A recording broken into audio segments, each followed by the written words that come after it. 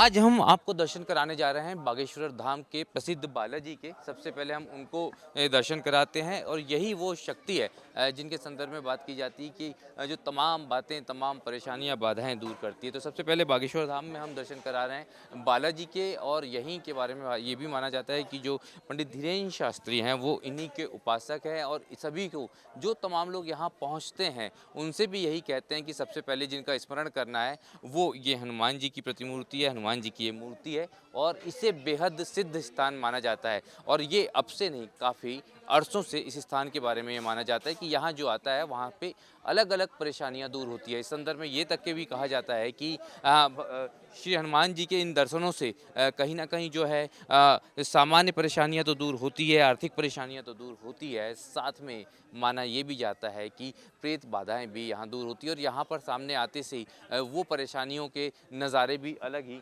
नज़र आने लगते हैं। और यही कारण है कि हम देखेंगे कि अलग अलग परेशानियों से ग्रस्त लोग यहाँ पर नज़र आते हैं। आप लोग कहाँ से आए हैं? मोहनरा से। कौन से मध्य प्रदेश में है बाहर? जी, मध्य प्रदेश पन्ना जिला में सर। पहली बार है? इसके पहले दूसरी बार है सर, एक बार आ चुके। कैसा महसूस करते हैं यहाँ पर? बहुत बढ़िया सर। बहुत बढ़िया। आप लोग कहाँ से आए हैं? हम लोग सागर से आए हैं। सागर से आए, पहले भी आए हैं? इसके पहले भी आए हैं? पहली बार आए हम लोग। पहली बार आए हैं। क्या कुछ मतलब मन में कुछ विशेष इच्छा लेके या सामान्य दर्शन? नहीं, दर्शन सामान्य दर्शन करने आए हैं। बहुत अच्छा लग रहा है और अच्छा लग आके रहा है। जी जी। आप लोग कहाँ से आए हैं? कदारी से तई पास में। अच्छा, मतलब पहले आते थे या अभी आए? अहमद होगा 5-6 मंगल। अच्छा, 5-6 मंगलवार। तो कहते हैं यहाँ परेशानियाँ दूर होती हैं, आपको कैसा लग रहा है आने के बाद? होती हैं। परेशानी आप पन्ना से आए हैं सर। पन्ना से आए जी। बच्चे को भी लेकर नहीं, आए? परिवार सहित है, पूरा परिवार से ही आए जी हैं। जी। तो काफी समय लगा होगा आने में? नहीं नहीं, इतना समय नहीं लगा। आज थोड़ा मंगलवार नहीं था इसलिए भीड़ कम थी। मंगलवार नहीं था तो भीड़ कम थी। तो कैसा लग रहा है अब यहाँ पे? बहुत अच्छा लग रहा है। ये सारे लोग हैं, ये श्रद्धा का जो सैलाब है ये हम आपको दिखा रहे हैं सभी को जो भी यहाँ पर मौजूद हैं। और यहाँ पर हर उम्र के लोग हैं जो वो पहुँचे हुए हैं। और कहाँ से आए हैं आप? कोटा राजस्थान। राजस्थान से आए? जी बिल्कुल। तो बागेश्वर धाम के बारे में जानकारी कैसे लगी? इंस्टाग्राम पे जानकारी लगी, बाबा की वीडियो वगैरह देखी, हाँ। उससे पता लगा, फिर मैप वगैरह पे रूट देख के हुआ है। कितने लोग आए हैं? हम 6 लोग आए हैं। तो खुद की गाड़ी लेकर आए होंगे आप? हाँ जी। अच्छा, तो क्या और क्या मतलब मन में क्या इच्छा लेकर आए हैं? सर, हमारी सब दुख दर्द मिट जाएं और हमारे मन की सब श्रद्धा पूरी हो जाए। यहाँ धाम आने से ही सब कुछ ठीक हो जाता है, श्रद्धा है मन में, इस वजह से बहुत सारे दूर से आए हम। पंडित जी, महाराज जी के भी दर्शन किए हैं, हनुमान जी के? बिल्कुल, एक बार अशोकनगर मुलाकात हुई थी उनसे, अब दोबारी बार उनके यहाँ दूसरी बार आए हैं। जी। अशोकनगर हुई थी पहले, जब गुरुजी से बातचीत नहीं हो पाई थी हमारी, बस दर्शन हुए थे। उसके बाद फिर हमें पता लगा कि अब वापस धाम जा रहे हैं, तो हम धाम पे आ गए। तो ये तमाम लोग हैं, ये कतारें आप देख सकते हैं, ये कतारें हर दिन जो है वो बढ़ती नज़र आती है और हज़ारों की संख्या में यहाँ पर ये दर्शन करते हुए लोग नज़र आते हैं। और इन सब की श्रद्धा, ये सिर्फ मध्य प्रदेश के लोग नहीं हैं, ये पूरे देश के लोग हैं। चाहे वो बात करें मध्य प्रदेश में पन्ना की, रीवा की, सतना की, सागर की, या फिर राजस्थान में कोटा की, या फिर देश की राजधानी दिल्ली की।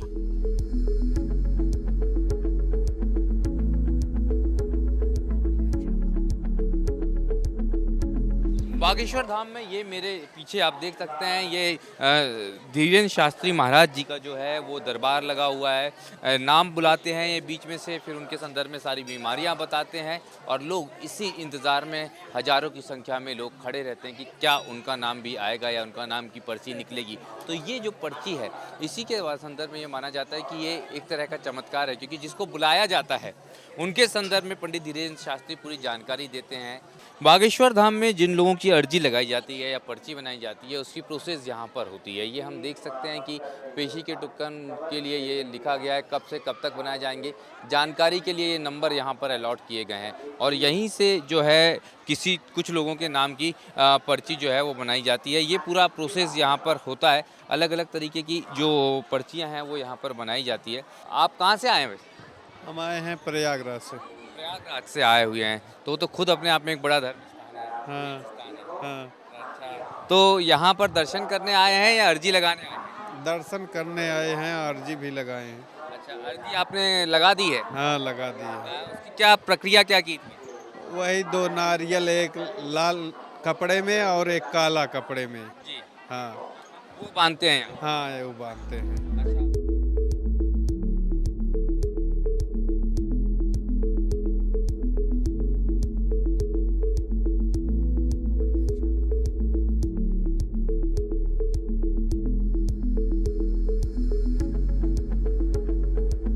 बागेश्वर धाम में जो बालाजी का मंदिर है उसके सामने भक्त अर्जी लगाते नजर आते हैं और ये अर्जी लगाई जाती है नारियलों को कपड़े में बांधकर।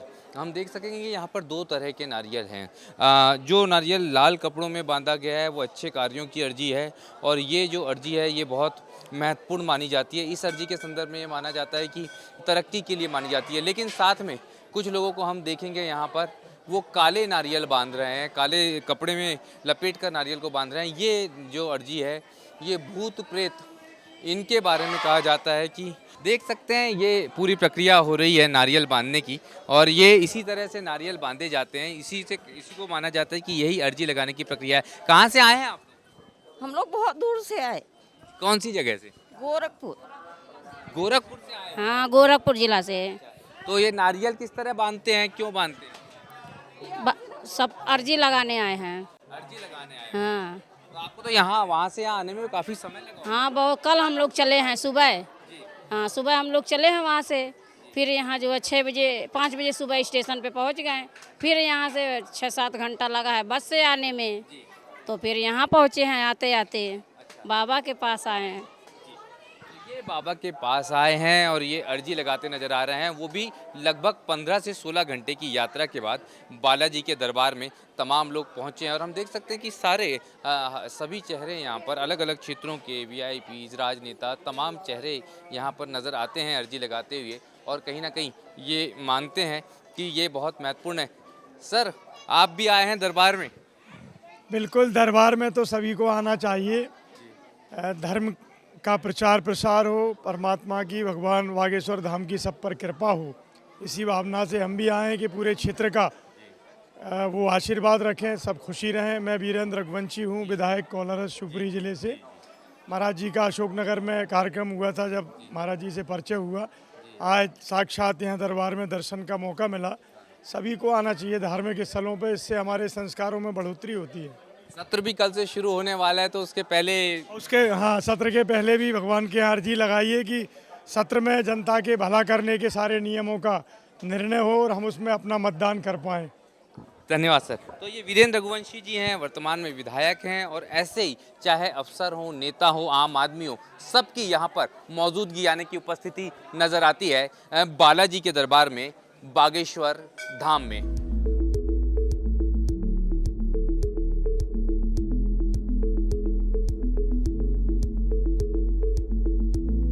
ये एक दृश्य है जो थोड़ा अलग है, थोड़ा सा आपको विचलित कर सकता है। ये वृक्ष जो है, इस वृक्ष के छूते ही जो है माना जाता है कि प्रेत बाधाएं दूर हो जाती है। और ये कई तस्वीरें हैं जो आपको थोड़ा सा आश्चर्य डालेगी। हम वो करीब से तस्वीरें दिखाते हैं यहाँ पर। और ये देखिए, ये किस तरह का जो है नज़ारे हैं और ये लोग हैं जो उस पेड़ के नीचे आते से ही इस तरह की घटनाएं होती हैं। और भी लोग हैं, हम यहाँ दिखाएंगे, जिनको आप देखेंगे कि इस तरीके की परिस्थिति यहाँ पर है और उनको हम देखेंगे कि वो एकदम अलग हाव भाव और पूरा बदला हुआ हाव भाव यहाँ पर आता है इस पेड़ से टच करते हुए। हालांकि ये क्यों होता है ये अभी तक के किसी ने नहीं बताया। ये पेड़ जो नीम का पेड़ है, ये क्या कहा जाता है? ये प्रेतराज का स्थान बताते हैं गुरुदेव, और यहाँ जो भी प्रेत बाधा वाले लोग आते हैं वो यहाँ आते ही उनमें भाव आ जाते हैं, इससे चिपके रहते हैं। ऐसा बताते हैं प्रेतराज यहाँ हैं, वो उनकी शक्तियाँ, जो बुरी शक्तियाँ हैं, उनको खींच लेते हैं अपने, धीरे धीरे वो नॉर्मल हो जाते हैं। तो उनकी जो बुरी शक्तियाँ हैं। आप भी यहीं पर रहते हैं? जी, मैं जिला बिजनौर का हूँ और 3 महीने मुझे हो गए और मैं यहीं बालाजी ने और भोलेनाथ ने मुझे अपने शरण में ले लिया। अब आप यहीं रहते हैं? यहीं रहता हूँ। अच्छा। इनके शरण में रहता हूँ और इनके शरण में रहना जब तक जीवन मेरा रहेगा। यहाँ पर जो सबसे महत्वपूर्ण एक और स्थान है वो भी हम दिखा रहे हैं। ये तस्वीरें आप देख सकते हैं किस तरह की है। ये देखिए आप, ये तस्वीरें कहीं ना कहीं बताती है कि ये बहुत अलग नज़ारे हैं। ये कहीं ना कहीं ये आपको इस आश्रम में हनुमान जी के आसपास दिखेंगे और माना जाता है कि यही प्रेत बाधा को दूर करते हैं। लेकिन संतों के उस आश्रम में हम यहाँ आपको लिए चलते हैं, संतों की समाधियों के सामने, जिनके संदर्भ में हम आपको बता दें। अब अवस्थी जी जो हैं उनसे हम बात करेंगे, क्योंकि कौन कौन से संत हैं जिनकी ये यहाँ पर समाधियाँ हैं। ये इनके सदगुरु सन्यासी बाबा हैं, एक सनातन जो बहुत 300 साल पहले तपस्या की यहाँ। फिर महाराज जी के दादा गुरु हैं, उनके एक और संत जी थे, उनकी ये समाधियाँ हैं और यहाँ उनकी भी बहुत प्रत्यक्ष रहते हैं। जो उनसे कामना करते हैं उनकी मनोकामना पूर्ण होती हैं, वो लोग आते हैं। कई लोग तो यूट्यूब से ही उनका स्मरण करके और अपनी अर्जी लगा लेते हैं, तो उनका कल्याण होता है। और ये जो हनुमान जी का मंदिर है, बालाजी का जो मंदिर है, ये बालाजी के मंदिर के हमने अभी आपको दर्शन कराए थे और उनके संदर्भ में भी हम आपको लिए चलते हैं। बालाजी के संदर्भ में जो जानकारियां हैं वो और यहाँ पर जो हम आपसे लेने की कोशिश करेंगे। जो बालाजी हैं यहाँ पर, ये मंदिर कब से स्थापित है? ये भी सैकड़ों वर्ष पुराना है। कोर्ट, तो बालाजी की कोर्ट में इसीलिए महाराज जी पेशी लगाते हैं। 21 पेशी आप यहाँ आएंगे, 21 बार अपना यहाँ आकर माथा टेकेंगे, प्रणाम करेंगे, तो आपकी मनोकामना पूर्ण होगी। ये मंदिर काफ़ी पुराना है। सबसे पुराना प्राचीन मंदिर वो है, 300 से ज़्यादा साल पुराना है, शंकर जी का मंदिर है। और उसके बाद फिर ये बालाजी का मंदिर, ये स्वयं प्रकट हुए यहाँ, तो स्वयंभू स्थान हनुमान जी है। ये स्वयंभू बालाजी का मंदिर है। इसके बाद हम आपको साथ लिए चलते हैं तो भगवान शिव के भी दर्शन हम आपको कराते हैं, जो सबसे प्राचीन मंदिर बागेश्वर धाम का माना जाता है।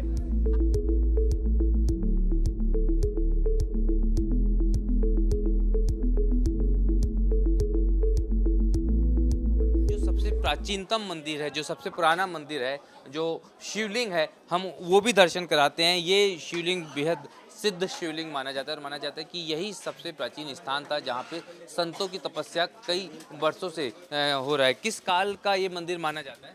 इसको चंदेल काल का बताते हैं कि चंदेल काल का मंदिर है। ये बहुत प्राचीन मंदिर है, एकदम पत्थरों का बना है। इसकी ऐसी महिमा है, भोलेनाथ अंदर बत्ती नहीं जलाने देते। अच्छा, यहाँ दीपक नहीं? दीपक तो जलता है, बल्ब लगाएंगे तो बंद हो जाएगा, फूट जाएगा या फ्यूज हो जाएगा। ये भी एक आश्चर्य की बात है। इस मंदिर के भीतर हम देखेंगे कि अंधेरा है। यहाँ पे दिया तो जलाया जा सकता है, लेकिन कभी भी बल्ब लगाया गया तो ये कहा गया है कि वो बल्ब वहाँ फूट जाता है, यानी कि रोशनी बिजली से यहाँ पर नहीं होती। यहाँ पे कई सारी और चमत्कार की गाथाएं सुनाई देती हैं। आप कहाँ से आए हैं भाई साहब?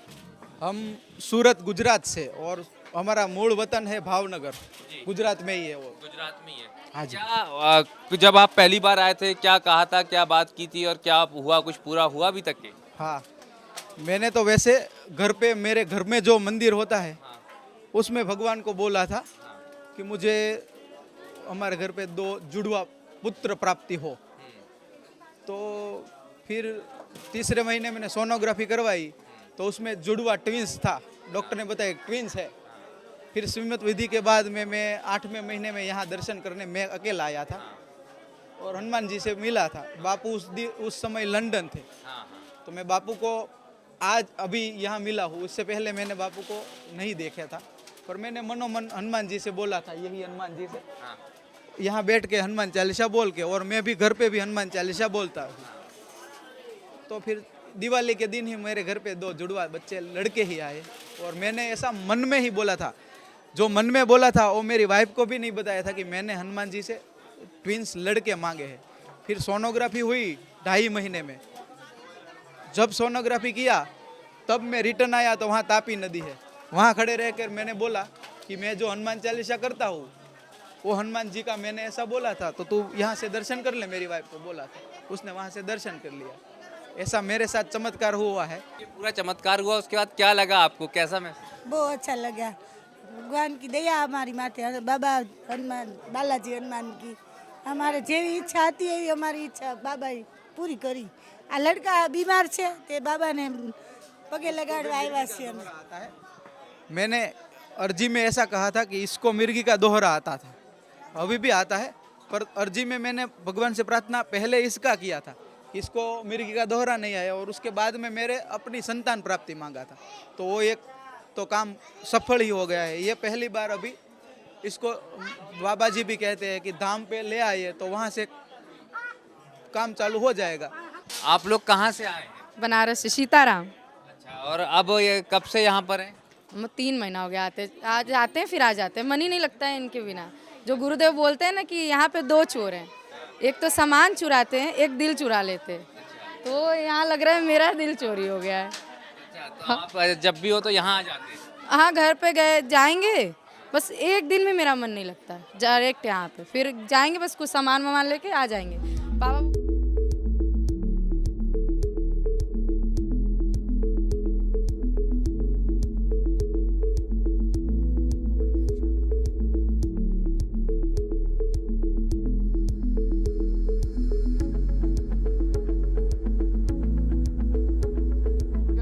तरह निराशा में डूब जाता है तो शायद जहाँ पे दवा काम नहीं करती, जहाँ पर तमाम बातें काम नहीं कर सकती, पैसा काम नहीं करता, अर्थ काम नहीं करता, भौतिकवादी वस्तुएं काम नहीं करती, वहाँ पर आशीर्वाद कायम करता है, सकारात्मक बातें काम करती है। और शायद यही मूल मंत्र है बागेश्वर धाम के चमत्कार का।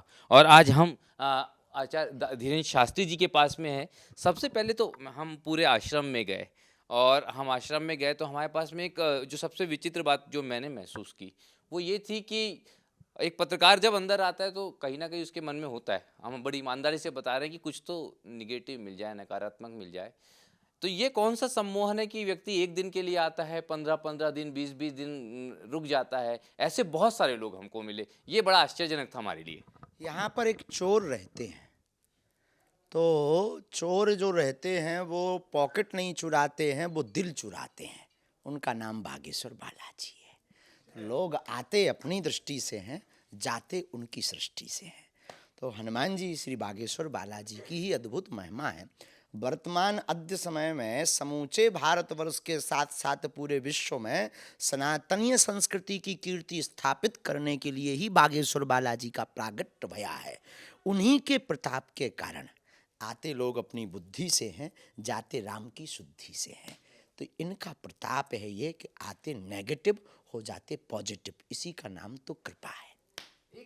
हमने बड़ी चीज़ देखी, हम आए तो हमारे मन में भी महसूस हुआ, सामने 4 लेन है। हमने कहा महाराज जी आश्रम वहाँ क्यों नहीं बनाते, सकरी सकरी गलियों से आना पड़ता है। बाकी आश्रम भी हम देखते हैं तो मतलब एक मन में ये विचार था कि भक्तों की सुविधा के लिए ऐसा आश्रम क्यों नहीं बन जाता, पहले वो विकास क्यों नहीं हो जाता। बहुत अच्छा प्रश्न है। बागेश्वर धाम एक ऐसा तीर्थ है जहाँ किसी भी प्रकार का शुल्क फीस दक्षिणा नहीं लिया जाता। अब विकास तभी होगा जब अर्थ होगा, अर्थ है उतना है ही नहीं है तो कहाँ से व्यवस्था होगी। लेकिन हमारा गांव से बड़ा मोह है, हम चाहें तो प्रतिदिन दर्शन करने आ सकते हैं, दरबार कहीं और लगा सकते हैं, इसमें हमें कोई दिक्कत नहीं है। 4 लाइन पर दरबार लगाएंगे, दर्शन करने यहाँ आएंगे, भक्तों को भी यहाँ भेजेंगे, पर इससे महिमा घट जाएगी। महिमा पूर्णतया रहे इसलिए बागेश्वर धाम के समीपस्थ हैं। हमारे गांव का विकास हो, हमारे जिले का विकास हो, बुंदेलखंड का विकास हो, प्रदेश का विकास हो और भारत विश्व गुरु बने। इसीलिए मूल में कभी भूल ना हो, इस सिद्धांत पर हम आज भी चल रहे। ईश्वर करे हम अडिग रहें। एक थोड़ा सा मनोरंजक प्रश्न है, आपने हालांकि इसका जवाब अप्रत्यक्ष रूप से कई बार दिया भी है, लेकिन मुझे लगता है कि देश में आजकल 3 लोगों की शादी की बहुत चर्चा होती है, राहुल गांधी, सलमान खान और तीसरे आप। अरे अद्भुत बात है, कई बार हमने उसका जवाब दे दिया है। देखो भाई, हमको दूल्हा तो बनना है, ये तय है। गुरु आज्ञा से, माता पिता की आज्ञा से गृहस्थ जीवन में जाना है।